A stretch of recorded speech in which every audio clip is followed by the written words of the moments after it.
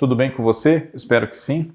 Eu sou o Fábio Costa e esse é o nosso primeiro Vale a Pena de 2021, que não é temático, né? Porque já no dia 1º de janeiro nós tivemos um Vale a Pena relembrando aspectos do ano de 2020. Então, a temporada de 2021 propriamente se inicia no programa de hoje. E antes de começarmos esse programa que inicia a temporada, eu peço a você, como peço sempre, que se não for ainda um dos nossos mais de 21 mil inscritos, inscreva-se no canal do Observatório da TV no YouTube, ative também as notificações, deixe o seu like no vídeo, comente, critique, elogie, dê sugestões, enfim.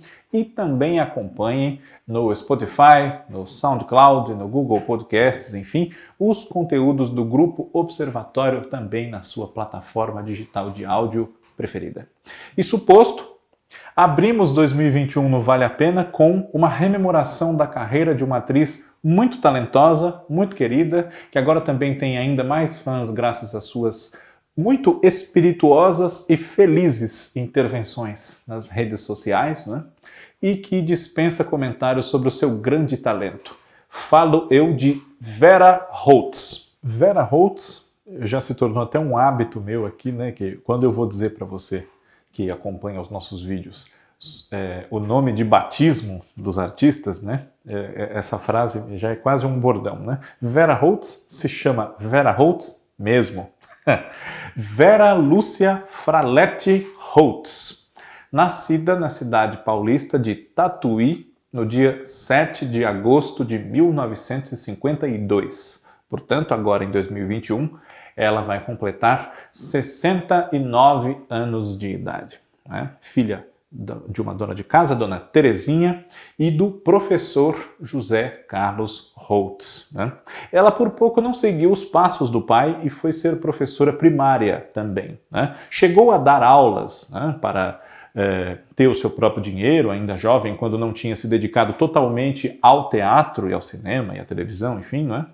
Mas acabou enveredando, para a nossa sorte, né, pelos caminhos da arte, dos quais ela sempre gostou, né? Mas viveu em Tatuí até a idade adulta, né?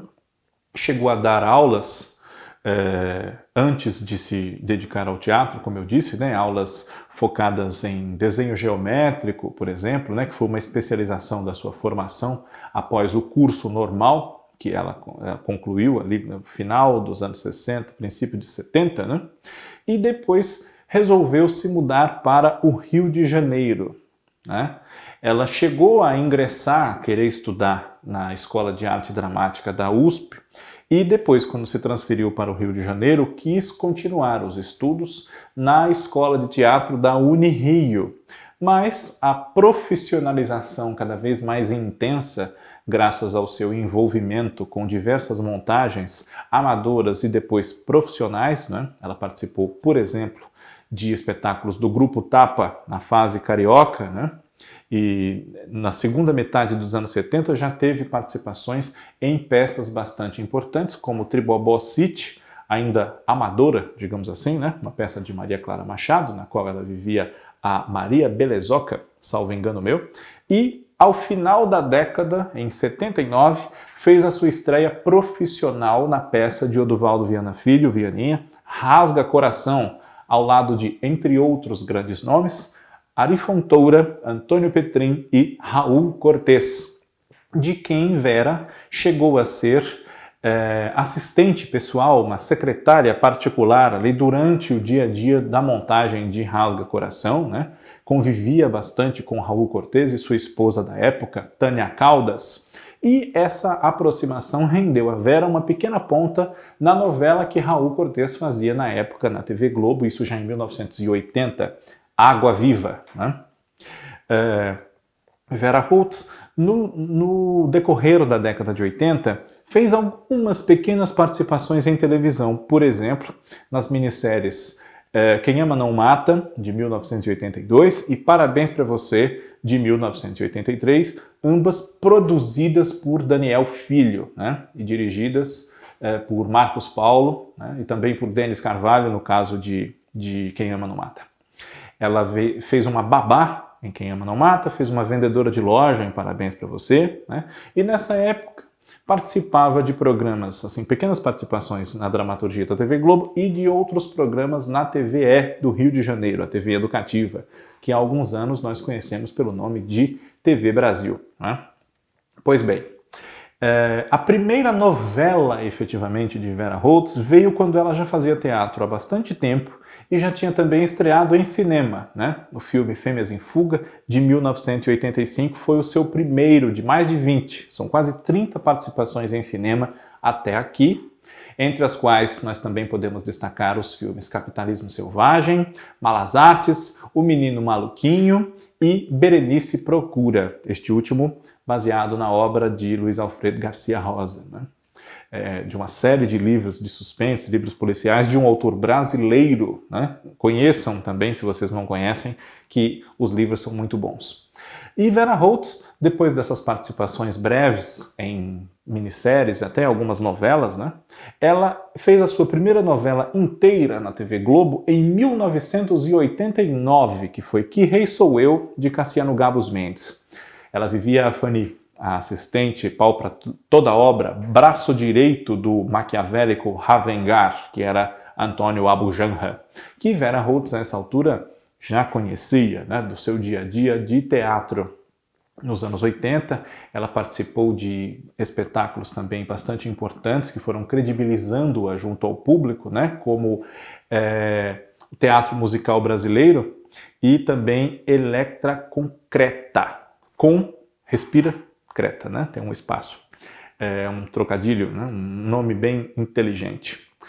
Depois da Fanny, de Que Rei Sou Eu, ela fez uma participação como Irma Lamber em Top Model e emendou 2 trabalhos com a autora Glória Pérez, a minissérie Desejo, no papel de Angélica, e a Dos Anjos, de Barriga de Aluguel, ambas com direção de Wolf Maia. E também veio em seguida aí o terceiro papel, mas com uma pausa entre eles, né? Ela fez com Glória Pérez, agora dirigida por Roberto Thalma, a Simone Guedes, de Corpo e Alma, entre 92 e 93, que era uma mulher ainda jovem, bonita, interessante, né? Com um casamento muito infeliz com um marido tirano, o Guedes, que era o Everton de Castro, mãe de Patti, Lisandra Souto, né?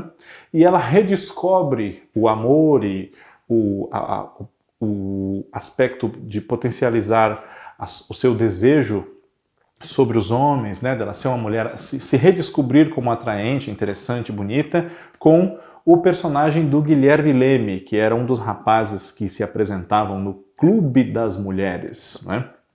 Inclusive, na época, Vera Holtz e Guilherme Leme chegaram a viver também um romance na vida real. Mas só não são 3 trabalhos emendados em sequência com Glória Pérez, porque entre Barriga de Aluguel e De Corpo e Alma, ela fez a Miss Alice Penn Taylor, na novela Vamp, de Antônio Calmon, que é um papel bastante lembrado por quem era criança ou jovem naquela época, né? Ela tinha um acento no idioma inglês bastante pronunciado, né? Esse trocadilho com a palavra pentelho no seu nome, Penn Taylor, né? E junto com o Augusto Sérgio, que era o Marcos Frota, procurava vampiros na Armação dos Anjos, né? E às vezes estava até com alguns deles, e talvez nem soubesse, enfim, né, uma comédia despretensiosa da faixa de 7 horas. Entre 93 e 94, a atriz viveu Dona Querubina, que era esposa do professor Praxedes de Menezes, personagem do Juca de Oliveira, na novela Fera Ferida, baseada na obra de Lima Barreto, escrita por Agnaldo Silva, Ana Maria Moretson e Ricardo Linhares, né? E logo em seguida teve um grande momento no teatro, numa peça que ficou 5 anos em cartaz, que lhe rendeu prêmios, etc., de Mauro Razzi, Pérola, que ela fez ao lado de Sérgio Manberti, com grande sucesso, né? Mauro Razzi, que também era do interior, não era de Tatuí, mas também era do interior, escreveu a peça pensando em Vera, praticamente, né? Nós podemos dizer isso. Disse a ela que aquele era o papel da vida dela, queria muito que ela fizesse, ela aceitou fazer e realmente foi um fenômeno. O texto foi lançado em livro, com Vera na capa, né? Um porte atlético, uma roupa de banho, né? E a peça realmente fez muito sucesso. Durante a temporada de Pérola, que, como eu disse, durou 5 anos, né? A partir de 95, ela fez outras incursões na televisão com cada vez mais sucesso. Foi Quitéria Quarta-feira, a prostituta despachada de bem com a vida, né? Na novela A Próxima Vítima, de Silvio de Abreu. Viveu a prefeita Floresbella na mini-novela O Fim do Mundo, de Dias Gomes, em 96. E foi Cirleia, a ex-miss, né? Que, mais velha do que o seu marido Nestor, que era Marco Rica, sofria com o fato desse marido não se interessar mais por ela como antes, e sofreu mais ainda quando descobriu que ele tinha uma amante muito mais jovem e um filho com essa amante, né? Na novela Por Amor, de Manuel Carlos, entre 97 e 98. Logo em seguida, ainda fazendo pérola, ela foi a Dona Ló, na minissérie de Lauro César Muniz, Chiquinha Gonzaga, em 1999. No ano 2000, tentando inclusive se libertar da experiência intensa que foi fazer a peça Pérola durante tanto tempo, ela se entregou a duas personagens bastante diferentes. A Mãe Cândida, grande matriarca da família Olinto, na minissérie A Muralha, de Maria Adelaide Amaral, baseada em Diná Silveira de Queiroz, que abriu as comemorações dos 500 anos do Brasil e dos 35 anos da TV Globo em janeiro do ano 2000, e nesse mesmo ano foi Santa, a cunhada de Nicos, o papel do Lima Duarte, né? Ambiciosa, queria entrar no dinheiro do cunhado, ao mesmo tempo que tinha também uma paixão recolhida por ele, né? Na novela de Carlos Lombardi, Uga Uga, que só terminaria em janeiro de 2001, né? Nos anos 2000, Vera Holtz foi ganhando outros papéis de bastante destaque, entre os quais nós podemos citar, claro, depois de Desejos de Mulher, na qual ela vivia uma jornalista, né, editora da revista Estilo, a Bárbara, né? Eu ia falar Virgínia era Silvia Pfeiffer. Em 2003, ela viveu o papel que podemos rever agora no canal Viva e que ficou marcado, claro, como um dos de maior repercussão da sua carreira. Santana, a professora da Escola Ribeiro Alves, que tinha problemas com álcool, né? Ela tinha dificuldades de lidar com o consumo de álcool, sofria de alcoolismo. Teve cenas bastante emocionantes dessa luta contra o vício na novela, né? A atriz foi convidada a conversar com pessoas que passavam por esse problema na vida real na época, né? Foi satirizada pelo Cacete Planeta com a personagem Socana, né? Que apesar desse humor serviu para difundir ainda mais essa personagem no imaginário do público, né? E foi realmente um grande sucesso e mais um dos muitos shows de interpretação da atriz, não é?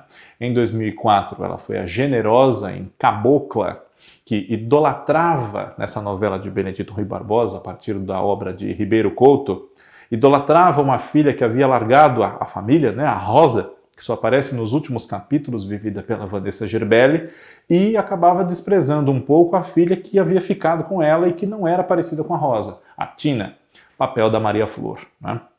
A Dona Generosa era mulher do Seu Felício, Sebastião Vasconcelos, e mãe também do Tobias, personagem do Malvino Salvador, que é um dos protagonistas dessa história, né?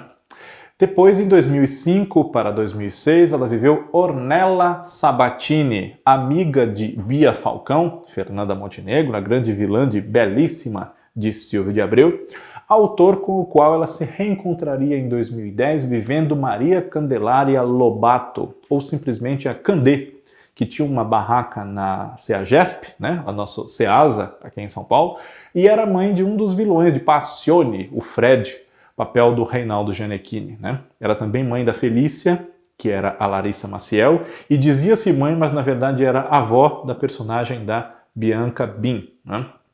Entre essas duas novelas de Silvio de Abreu, Belíssima e Passione, Vera Holtz viveu Marion Novaes, uma personagem também de mau caráter, em Paraíso Tropical, de Gilberto Braga e Ricardo Linhares, no ano de 2007. Uma personagem que inicialmente seria de Joana Fon, que não pôde vivê-la por motivo de saúde na ocasião, mas Vera Holtz não deixou a desejar, né, e desempenhou muito bem esse papel da Marion, que era uma golpista metida na alta roda ali, né, uma personagem que passa os outros para trás, mantém uma pose de rica e na verdade não tem tanto dinheiro assim, uma personagem afeita à obra de Gilberto, né? Já vimos outras semelhantes, como por exemplo, Yolanda Mendes, que era Natalia Timber em Celebridade, né? E viveu também a Violeta Áquila, mais uma vilã que queria destruir a Caramirim, um paraíso litorâneo, na novela Três Irmãs, de Antônio Calmon, para desenvolver ali um projeto imobiliário, turístico, que atraísse dinheiro, né? E sem ligar para a natureza, nem para o bem da cidade em si, não é? Vivia um casamento muito infeliz com o Dr. Alcides, que era o Marcos Caruso, e não gostava da sua nora, a Dora, que era a Cláudia Abreu, porque ela acusava essa nora de ser responsável pela morte do seu filho mais velho, o Arthur, que era o Alexandre Borges, em flashbacks da história, né? Nesses anos de 2010, Vera Holtz, cada vez mais consagrada como atriz de telenovelas, teve ótimos momentos, né? Foi Dona Redonda em Saramandaia no ano de 2013, Vicky Garcês em O Rebu em 2014, né? Mas talvez o grande momento da atriz nesses últimos anos tenha sido a Mãe Lucinda em Avenida Brasil de João Emanuel Carneiro, que é uma novela de 2012, né? Um personagem que ficou realmente muito marcado, foi demonstrando facetas de não ser, se não tão bondosa, mas tão transparente quanto ela aparentava ser para a Nina, principalmente, né? Ou Rita, como queiramos, que era a personagem da Débora Falabella, né? E tinha muito a ver com tudo que aconteceu entre Rita e Carminha, Adriana Esteves, né? Enfim, essa é uma personagem que realmente marcou muito. A novela em si marcou muito, né? Fora outros trabalhos nesse meio tempo, como a versão apresentada na TV de Malas Artes, Orgulho e Paixão, né? Está escalada para uma das nossas próximas novelas aí da TV Globo, Nos Tempos do Imperador, que ocupará a faixa das 6, né? É sempre bom nós usufruirmos desse grande talento que é o de Vera Holtz, que por isso mesmo consta nesta semana do nosso Vale a Pena, abrindo a temporada de 2021. Se você, como eu, é fã dela, eu espero que goste desse nosso programa. A própria Vera, caso assista esse nosso programa, né? Espero que ela goste também. E deixe aqui a sua sugestão, o seu comentário de outras pessoas que você quer ver aqui com a trajetória retratada no Vale a Pena. Infelizmente não dá pra gente falar tudo, porque esses grandes artistas trabalham muito, né? São dezenas, às vezes centenas de trabalhos, e um ou outro pode ficar faltando.